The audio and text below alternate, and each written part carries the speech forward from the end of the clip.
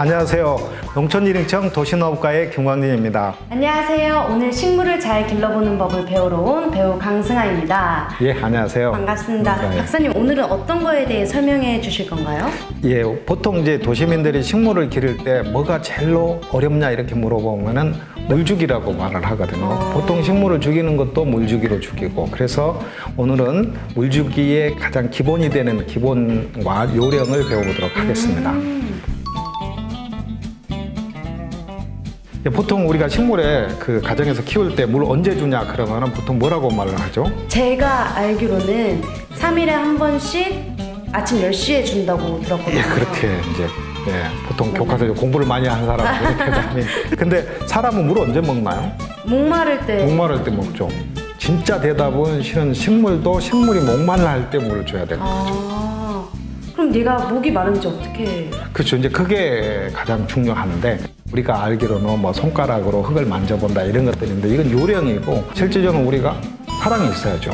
그래서 물주기 3년이라고 말을 합니다. 3년. 그렇죠. 이렇게 물을 주는 것을 한 3년 정도 이렇게 줘봐야 식물이 진짜로 언제 물을 좋아하는지 이렇게 안다 이거죠.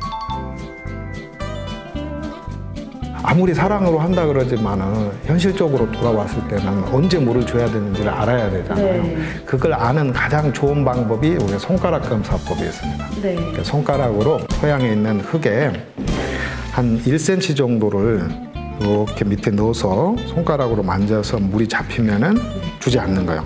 물이 안 잡힐 때쯤 줘야 된다는 거죠. 그러면 이걸 뭐 우리 가정에 있는 식물을 매번 이렇게 만져보고 할 거냐? 그건 아니고, 내가 돈을 주고 식물을 사오면은 이틀째 한번 만져보고, 3일째 만져보고, 뭐 4일째 만져봤더니 4일에 한번 줘야 되겠다 이랬을 때 4일째만 주는 것이 가장 좋죠. 그러면 저희 사계절이 있잖아요. 예. 그러면 그 계절마다 온도랑 습도가 다 다른데 그때도 똑같이 이렇게 확인을 하는 건가요? 아니면 그냥 4일에 한 번씩 주는 건가요?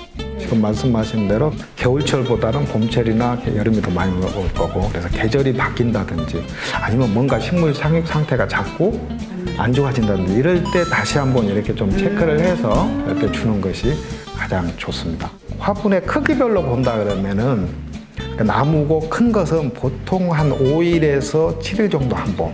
그 다음에 이렇게 아예 조그만 화분은 초본류, 풀 종류가 많은데 이런 것들은 거의 매일 줘야 되고, 중간 크기 화분, 중간 크기라 그러면은 여기서부터 여기까지가 한 30cm 정도에서 1m까지 이렇게 되는 식물들은 한 3일에 한 번 정도 주는 것이 가장 좋습니다.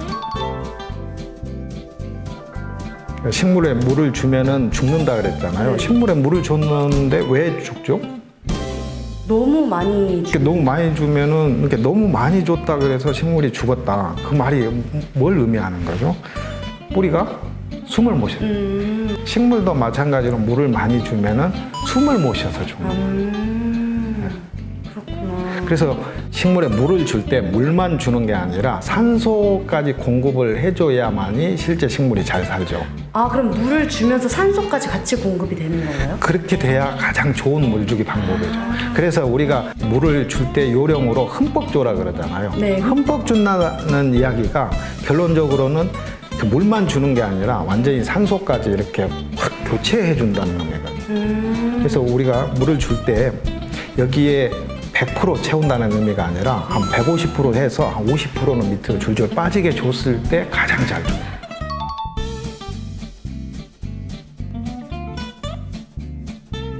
그럼 제가 너무 초보라서 그런데 현명하게 물 주는 방법이 따로 있나요? 제가 한번 이제 시범을 보여볼게요. 한번.